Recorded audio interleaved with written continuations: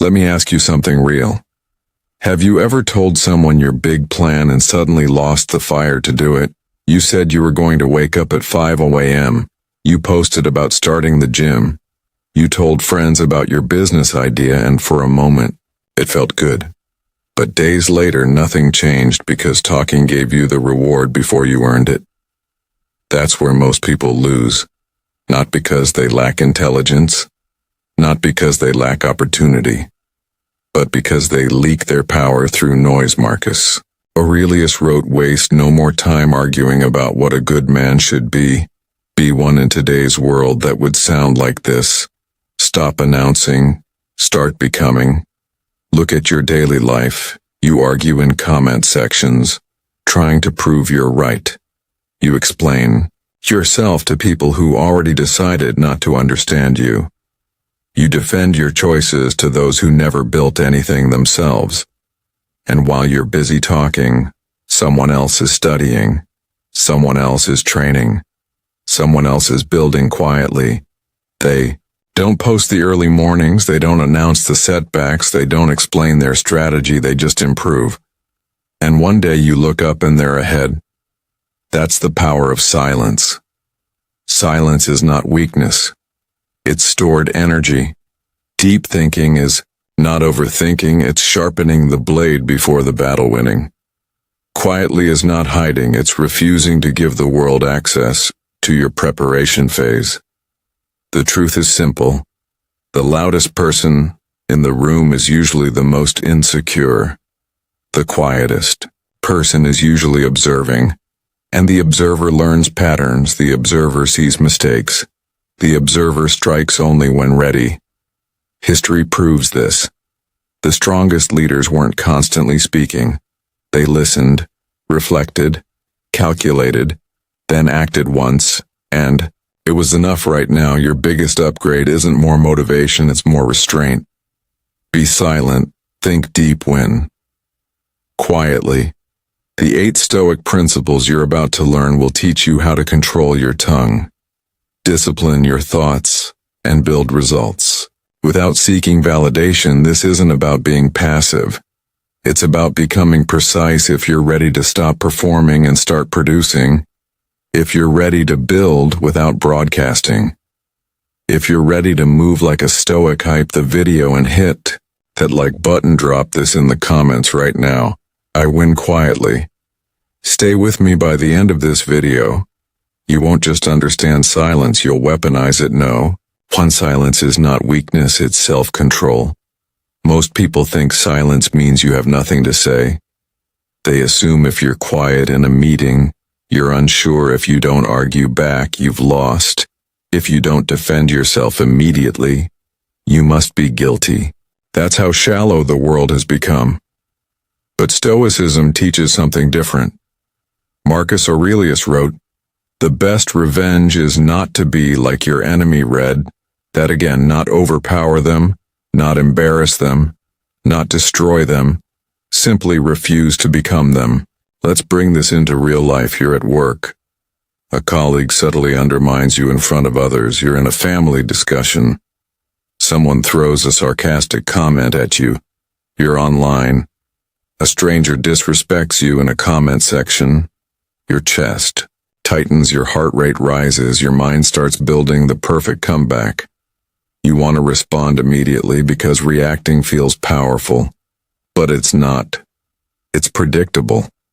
And predictable people are easy to control. Silence in that moment is not weakness, it's restraint under pressure. It's the ability to feel the emotion and not let it hijack your behavior. That is self-control, and self-control is the foundation of every other strength. If you can't control your tongue, you can't control your life. If you can't control your emotions, you can't control your decisions. If you react to every provocation, you're being not leading. Here's what most people don't understand. When you stay silent during disrespect, you create psychological imbalance. The other person expects reaction. They're prepared for resistance, they're ready for escalation. But when you don't give it, they feel exposed, they talk more, They over-explain. They reveal insecurity. Meanwhile, you remain steady. Calm is intimidating, because it shows you're not easily moved. But silence does not mean suppression. Stoicism is not emotional numbness. It's emotional processing. You feel the anger.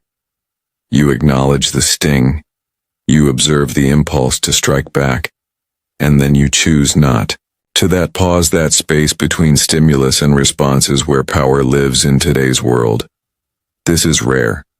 Everyone is conditioned for instant reaction, instant replies, instant opinions, instant outrage. But the one who pauses, thinks, calculates wins. Silence also protects your future. How many friendships ended because of one sentence spoken in anger? How many careers were damaged because of one emotional reaction? How many reputations were destroyed by one uncontrolled moment? Words are permanent once. Released, they can never be recalled. The Stoics understood this deeply. Speech was to be measured, deliberate, necessary. So when someone tries to bait you, pause. When someone doubts you, observe. When someone celebrates your failure, remember it quietly. Let your improvement be your response. Let your discipline be your reply. Let your results be the only argument you make. People might call you distant, they might call you cold. They might assume you're weak because you don't react. Let them. Because, while they are reacting emotionally, you are building strategically, and when the moment comes when your growth is undeniable, when your progress speaks louder than any defense ever could, they'll finally understand your silence was never submission. It was preparation. If this hit you, type this in the comments. My silence is my power. No. Token silence before strategy. Most people don't fail because they're incapable. They fail because they move too fast. They see opportunity. They jump. They face criticism. They react. They feel pressure. They decide. And later, they regret. Marcus Aurelius wrote, "You have power over your mind. Not outside events. Realize this and you will find strength." Power over your mind means power over impulse, and impulse is expensive. Think about your own life. How many times have you said yes too quickly only to realize later you walked into a trap? A great business offer that drained your time. A relationship that felt exciting but ignored red flags. A heated argument where you said one sentence you wish you could erase all of it happened because you acted before you thought. Silence creates space, and space creates strategy. When you go silent, you're not being passive, you're collecting data. You're watching body language. You're listening to tone. You're noticing inconsistencies while others rush to speak. You're mapping the terrain. Think about a chess master before every move. Silence, not confusion. Calculation. They're not just asking, what should I do next? They're asking, if I move here, what will they do? And after that? And after that? 3 moves ahead, 5 moves ahead, 10 moves ahead. That silence is what separates amateurs from masters. Now apply that to your world. Someone criticizes you publicly. Your instinct screams, defend yourself. But strategic silence asks, is this worth my energy? Are they seeking truth or attention? I stay calm. Will they expose themselves? Often when you don't respond emotionally, the other person collapses under their own aggression. Silence forces people to reveal more than they plan to, and information is power. The emperor ruled during war, betrayal, and political chaos. Every decision affected thousands. He could not afford emotional reactions. One impulsive move could mean death. So he reflected, he wrote, he paused. His silence wasn't hesitation, it was preparation. But today, silence feels uncomfortable. You're trained to respond instantly. Instant replies, instant opinions, instant outrage. The algorithm rewards speed. Society rewards noise. But mastery rewards patience. When you talk too much, you leak strategy. You reveal your intentions. You expose your fears. You show your emotional triggers and people adjust, but when you're silent, you become unreadable, unpredictable, dangerous. Here's something practical before any major decision: give it 24 hours. No announcement, no validation seeking, no emotional discussion, just think. Write it down. Worst case scenario. Best case scenario. Long-term consequences. You'll be shocked how many urgent opportunities dissolve under quiet reflection. Strategic silence also means knowing when not to engage. Not every debate deserves you. Not every insult requires defense. Not every invitation deserves acceptance. Sometimes the strongest move is no move at all. Because movement without clarity is chaos, but movement after silence, that's precision. So before you speak, pause. Before you commit, think. Before you react, analyze. Plan in silence, then execute so cleanly, so decisively, so effectively that no one saw it coming. 3. Deep thinking means questioning yourself first. Here's the uncomfortable truth: most people don't avoid failure. They avoid mirrors. It's easier to blame your boss, easier to blame your partner, easier to blame your childhood, easier to blame the system, anything. But asking, what if it's me? Marcus Aurelius wrote, when you wake up in the morning, tell yourself, the people I deal with today will be meddling, ungrateful, arrogant, dishonest, jealous, and surly. But I have recognized that the wrongdoer has a nature related to my own. That last line is powerful. A nature related to my own, he's saying. The flaws you see in others exist in you too. That's deep thinking, not analyzing the world, analyzing yourself within it. Think about the last conflict you had, an argument, a misunderstanding, a falling out. You probably replayed what they said, what they did wrong, how they disrespected you, but did you ask, did I escalate this? Did my ego need to win? Did I listen, or just wait to respond? Was I seeking truth or validation? Those questions hurt. That's why most people never ask them. The Stoics practice nightly self-examination, not motivational journaling, brutal reflection. Where did I lose control today? When did emotion override reason? Where did pride cost me growth? This wasn't self-hate. It was self-mastery. Because if you can't examine yourself honestly, you can't improve. Deliberately, most people do the opposite. They justify, they rationalize, they twist the story, so they're always the victim, and in protecting their ego, they sabotage their evolution. Because here's the reality: if the same problems keep following you into different jobs, different friendships, different relationships, at some point you have to ask, are the common denominator? Deep thinking means confronting your blind spots. We all have filters: past pain, past rejection, past insecurity. Those filters distort how we interpret situations. Maybe your boss wasn't disrespecting you. Maybe you're hypersensitive to authority because of past experiences. Maybe your partner wasn't attacking you. Maybe your pride can't handle feedback. Deep thinking asks, am I seeing reality clearly, or through the lens of my wounded ego? This level of honesty is rare because it strips excuses, and excuses are comfortable. But here's the shift.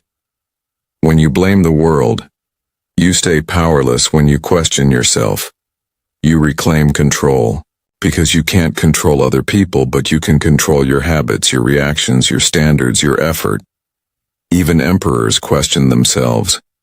They didn't assume power made them correct. They knew ego is the enemy of wisdom, and the antidote to ego: relentless self-examination. Deep thinking also means questioning your motives. Why do I want this goal? Is it aligned with my values, or am I chasing applause?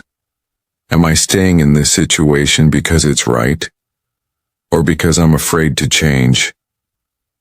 Sometimes, When you dig deep enough, you realize you're living according to someone else's expectations. That realization can feel destabilizing, but it's freeing. This isn't about being harsh with yourself.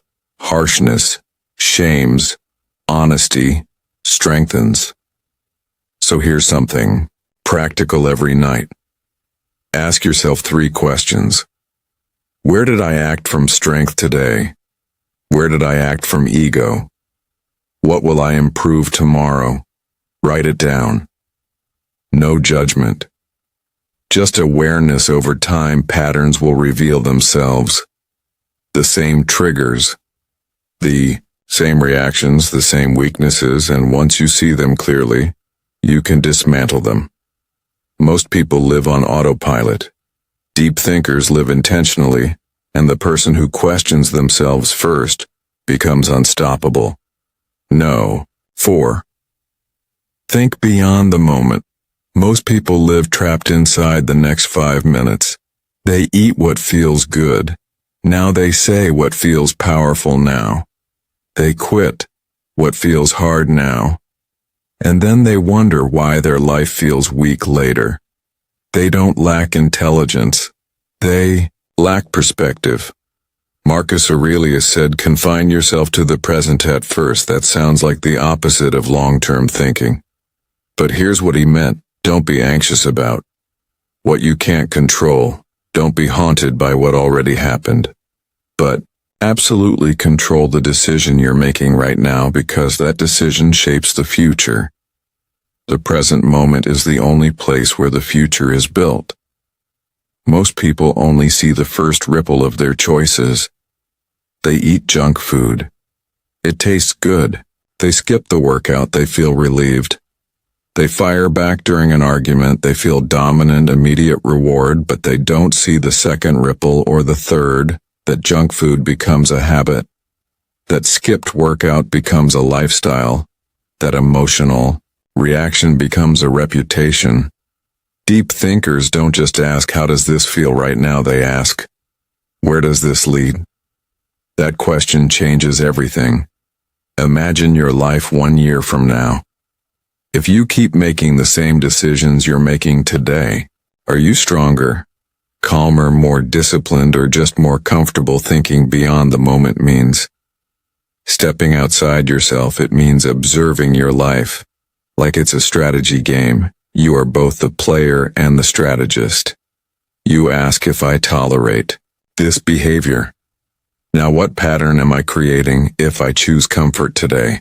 What version of myself am I reinforcing if I react emotionally here? What identity am I building? Because identity is not formed in dramatic moments. It's formed in repeated small choices. 1 cigarette doesn't destroy your health, but repeated indulgence does. 1 angry outburst doesn't ruin your reputation, but repeated emotional instability does. 1 lie doesn't collapse trust, but patterns of dishonesty do. Everything compounds.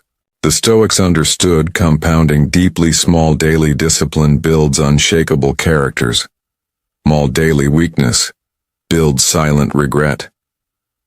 Let's make this real. Someone disrespects you publicly. Your ego wants revenge. You want to win the moment. But think beyond it. If you react emotionally, you look reactive. You validate their insult. You create unnecessary enemies. But if you remain calm, you build a reputation, and reputation compounds faster than emotion fades. Or maybe you're choosing between comfort and growth, a job that pays more now but teaches nothing, a path that's harder now but builds skill. Most people choose the immediate reward, but 5 years later the comfortable path feels like a cage. Thinking beyond the moment protects you from manipulation. 2 manipulators work in the present tense. They trigger your anger, they bait your pride, they rush your decisions because urgency kills clarity. But when you pause and ask what happens after this, you break the spell. You see who benefits from your reaction, and suddenly you're no longer controllable. The final truth is this: thinking beyond the moment creates patience. Most people want transformation now, but real strength is built slowly, quietly, repeatedly. Every decision is either a deposit or a withdrawal from your future. There is no neutral. So when Marcus says confine yourself to the present, he means control this moment fully, because this moment is laying the brick for your future. Stop living for emotional wins. Start living for long-term dominance. No. 5 quiet wins last longer. Everybody loves the spotlight, the championship photo, the viral announcement, the public applause. But here's what most people don't realize: the louder the victory, the heavier the target. Marcus Aurelius said, "It is not death that a man should fear, but he should fear never beginning to live." Beginning to live doesn't mean performing your success. It means building something real, even if no one claps. Most people don't actually want success. They want the appearance of success. They want to be seen winning. But loud victories come with invisible costs. Think about lottery winners. They celebrate loudly. They upgrade visibly. They announce it proudly, and suddenly, old friends reappear. New opportunities appear. Jealousy appears. Expectations multiply. Pressure multiplies, and within years many of them collapse financially because noise attracts predators. Now compare that to someone who quietly builds wealth over decades. No flashy posts, no dramatic celebrations, no need for validation, just systems, discipline, compounding effort. Nobody watches them rise, but nobody can take them down either. Quiet wins last longer because they're rooted in substance, not spectacle. When you win loudly, you create pressure to repeat it, pressure to maintain it, pressure to outperform your own highlight. You become a prisoner of your peak moment. Every move gets compared to that one big win, and suddenly you're not building anymore. You're defending. But when you win quietly, you stay. Free to evolve, free to fail privately, free to improve without public judgment.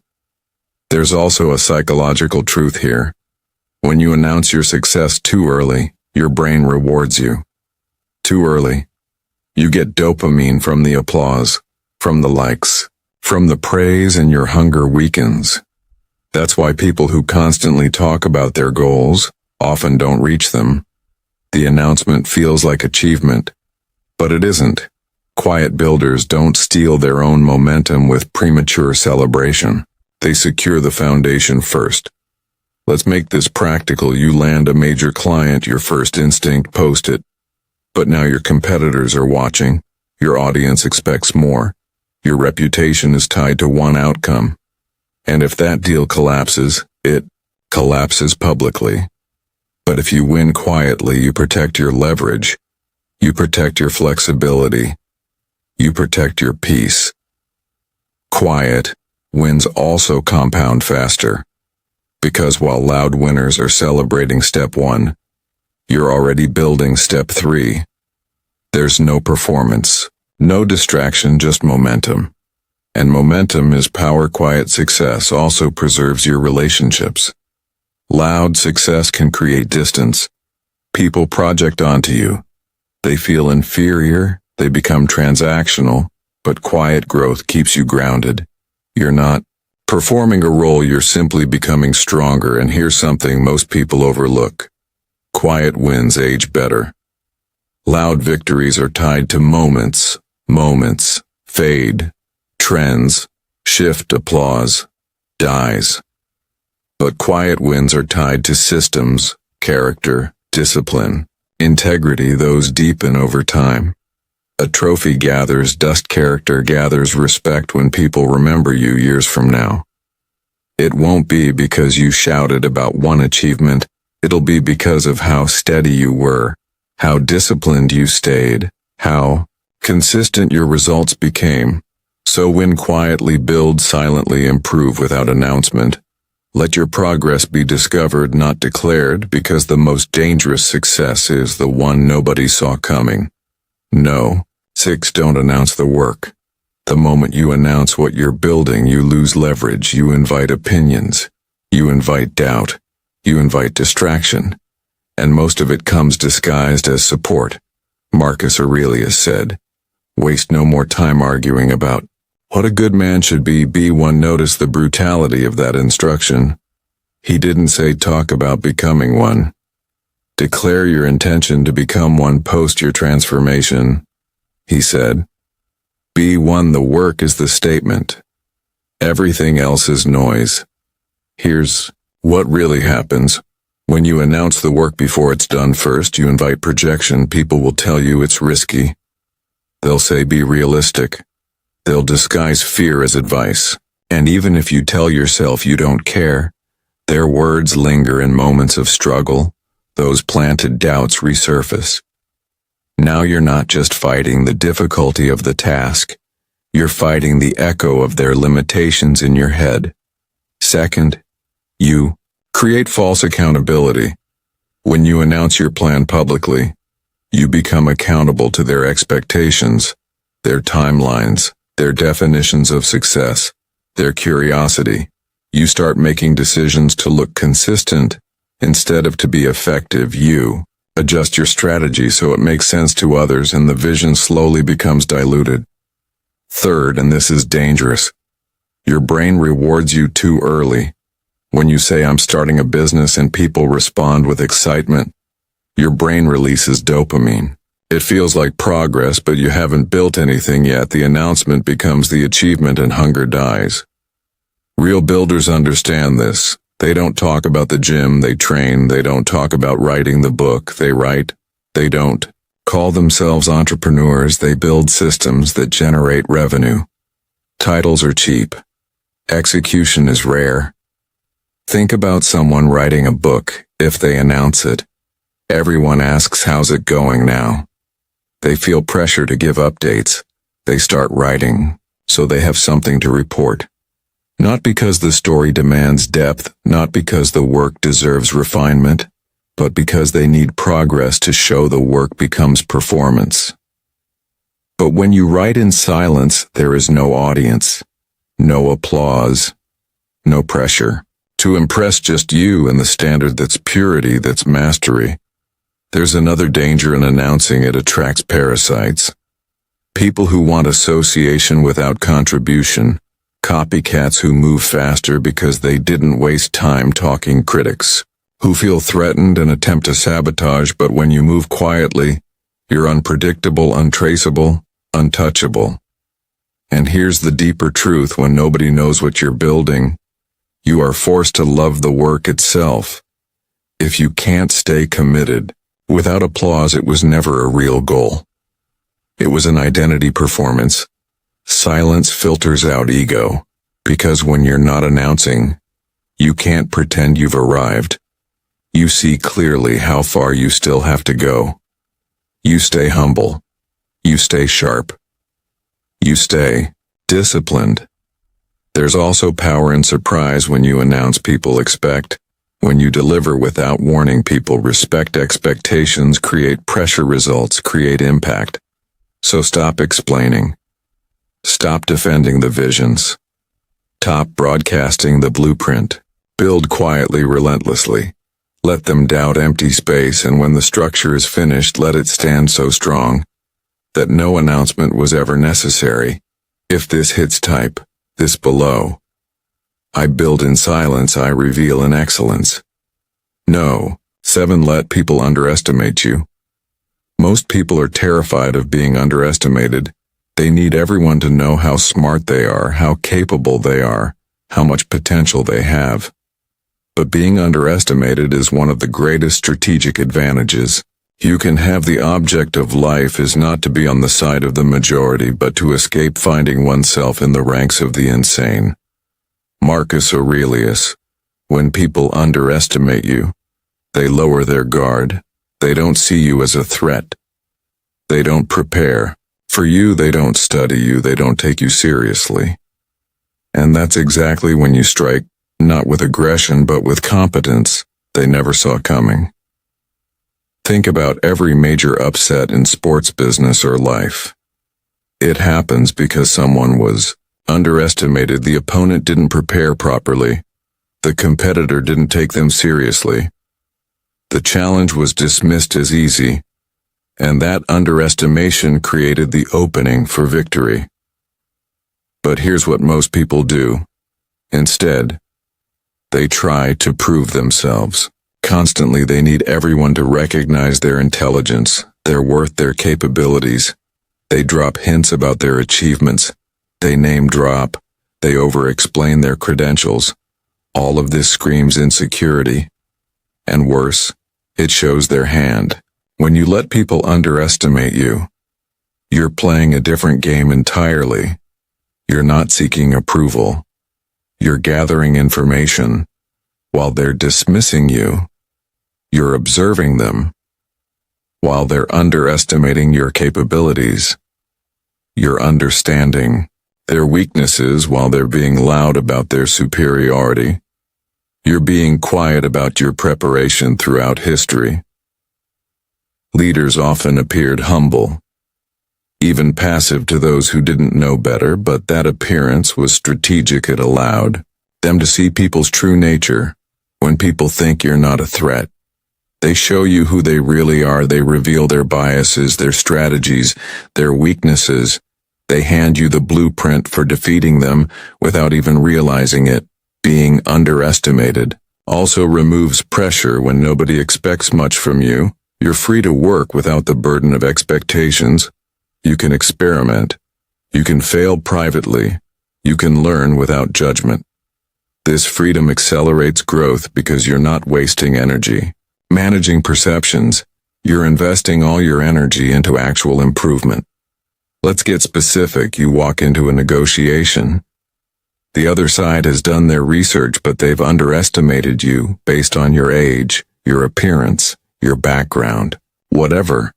Your first instinct might be to correct that immediately, to establish credibility, to prove you belong at the table.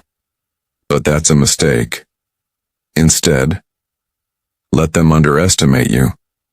Let them think they have the upper hand. Listen more than you speak. Ask questions that seem simple but reveal crucial information. Watch how they behave when they think they're in control. And then at the critical moment, reveal that you understood everything all along. You knew their position better than they did you. Saw through their strategy. You prepared for scenarios they didn't even consider. The shock of that reversal is devastating to their confidence, and more importantly, you win, because they never prepared for the real you. They prepared for the version they invented in their head. Being underestimated also filters out superficial relationships. People who underestimate you based on surface-level judgments aren't people you need in your life anyway. They're shallow. They're judgmental. They value appearance over substance. Let them underestimate you and move on. The people who see your real value without you having to prove it are the ones worth keeping. Your worth isn't determined by whether others recognize it. Your capabilities don't disappear because someone doesn't believe in them, so why waste energy trying to convince people? Just be capable, just be competent, just be excellent. The results will speak eventually. There's also something deeply powerful about exceeding expectations. When people expect little and you deliver much, the impact is massive. But when people expect much, because you've been talking yourself up and you deliver exactly what you promised, it feels ordinary. Underestimation creates space for extraordinary impact. Here's the paradox. Most people miss the less you need to prove, the more you actually prove.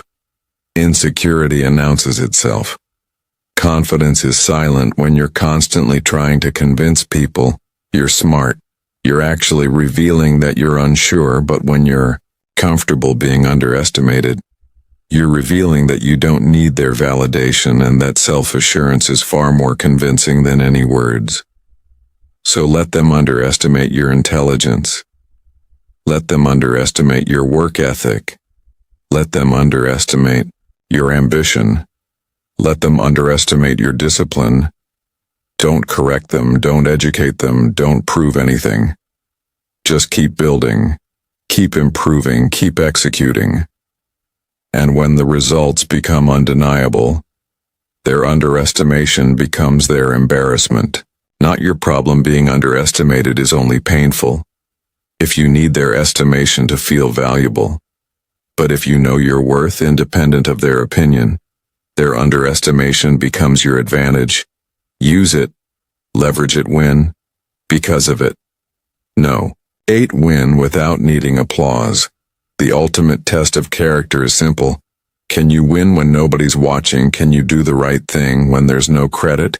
Can you build something meaningful when there's no audience? The greatest minds in history spent their lives answering yes to these questions, and that's why their legacy still echoes. Thousands of years later, you could leave life right now. Let that determine what you do and say. And think Marcus Aurelius, most people are addicted to applause. They need validation. They need recognition. They need someone to witness their effort and confirm its value. But here's the brutal truth. If you need applause to keep going, you're not driven by purpose. You're driven by ego, and ego-driven achievements crumble the moment the applause stops. Think about why you really do what you do. Strip away the Instagram posts, the potential praise, the imagined recognition. If nobody ever knew, would you still do it? If there was zero chance of external validation, would the work still matter to you? That question reveals everything about your motives. The most powerful leaders in history could have demanded constant praise. They could have built monuments to themselves on every corner. They could have required public celebrations of their every decision. But they didn't, because their satisfaction came from doing their duty well, not from being celebrated for it winning. Without needing applause means your internal standards are higher than external expectations. You're not trying to impress people. You're trying to become the kind of person you respect. You're not seeking their approval. You're seeking your own. And that shift changes everything. When you need applause, you become a slave to opinion. You make decisions based on how they'll look, not whether they're right. You choose paths that get attention over paths that create real value. You optimize for perception instead of substance, and over time you build a life that looks impressive but feels empty. But when you win without needing applause, you're free to take the harder path because it's the right one. Free to make the unpopular choice because it aligns with your values. Free to work on things that matter. Even if nobody notices that freedom is power, let's make this concrete. You're working late on a project. Nobody will know you stayed late. Your boss won't see it. Your colleagues won't praise it. There's zero external reward. Do you still give it your best effort? Do you still refine that detail? Nobody else will notice. Do you still push for excellence when mediocrity would go undetected? If you need applause, the answer is no. You coast, you do enough to get by, you save your real effort for when someone's watching. But if you win without needing applause, you give your best because your standards demand it, not because someone's measuring. This principle applies everywhere. Do you eat healthy when nobody's around to see it? Do you keep your word when breaking it would go unnoticed? Do you stay disciplined when there's no one to hold you accountable? These private victories are the ones that actually build character. The public ones just reveal it. True integrity is what you do when nobody's looking. Anyone can perform virtue publicly, that's easy. But living virtuously in private, when there's no recognition, no reward, no witness, that's rare. That's real. Winning without needing applause also protects you from the fickleness of public opinion. Applause is unreliable. Today's hero is tomorrow's villain. The same people who cheer you'll criticize you when trends change. If you're dependent on their applause, you'll be destroyed by their rejection. But if you're independent of both, you're unshakable. There's also something deeply satisfying about private victories that public ones can't match. When you accomplish something difficult and You're the only one who knows there's a quiet pride that's more fulfilling than any external validation. It's pure. It's untainted by ego. It's just you knowing that you did what needed to be done. Here's another layer. Needing applause makes you predictable. People can manipulate you with praise. They can control you by withholding it. They can redirect your energy by celebrating certain behaviors and ignoring others. But when you don't need applause, you become unmanipulable. No one can control you with validation because you don't need their validation. Think about parents who only praise certain achievements and ignore others. The child learns to chase those specific achievements, not because they're meaningful, but because they earn praise. That pattern continues into adulthood. People chase careers, relationships, lifestyles that earn applause from others, while ignoring what actually fulfills them. But when you break free from needing applause, you reclaim your life. You choose what matters. Based on your values, not their opinions, you build what you believe in. Not what they'll celebrate, you become who you want to be. Not who they want you to be. The applause of fools is worthless. If 1,000 people who've achieved nothing praise your mediocrity, does that make it excellent? If people with no discipline celebrate your lack of discipline, does that validate it? The crowd applauds all kinds of foolishness. Their applause means nothing. So, who are you really trying to impress? If it's people you don't respect, why do you care about their applause? And if it's people you do respect, wouldn't they respect you more for doing great work quietly than for seeking their validation loudly? Final truth is this: the most meaningful wins are the ones nobody sees. The battle you fight with yourself every morning to get up and do the work. The temptation you resist when giving in would be easier. The standard you maintain when lowering it would go unnoticed. These private victories build the foundation for everything else. So win without needing applause. Work for the satisfaction of the work itself. Build for the value of what you're building, not the recognition it might bring. Improve, because improvement is its own reward. Not because someone might notice. Let the applause come or not come. It doesn't matter, because you're playing a different game entirely. You're building a life that's meaningful to you, not a highlight reel that's impressive. To them, silence is not emptiness. Deep thinking is not inaction. Quiet winning is not hiding. These are the tools of the powerful, the strategies of the wise, the habits of people who build things that last. Real strength doesn't announce itself. Real wisdom doesn't need validation. Real victory doesn't require witnesses in a world that rewards noise. The most powerful thing you can do is master silence in a culture that celebrates performance. The most radical act is building substance. So be silent. Think deeply. Win quietly. Let others chase applause while you chase excellence. Let them perform while you build. Let them talk while you execute. Because in the end, results don't need explanation. Quality doesn't need defense. Character doesn't need promotion. These 8 principles aren't just philosophy. They're a blueprint for living with power, purpose, and peace. Master them, and you'll move through life with a clarity most people never find. Now hit that like button, drop your favorite affirmation in the comments, share this with someone who needs to hear it. Subscribe to this channel because we're just getting started. The journey to mastery is long, but every step matters. Post your commitment in the comments. I am the quiet storm.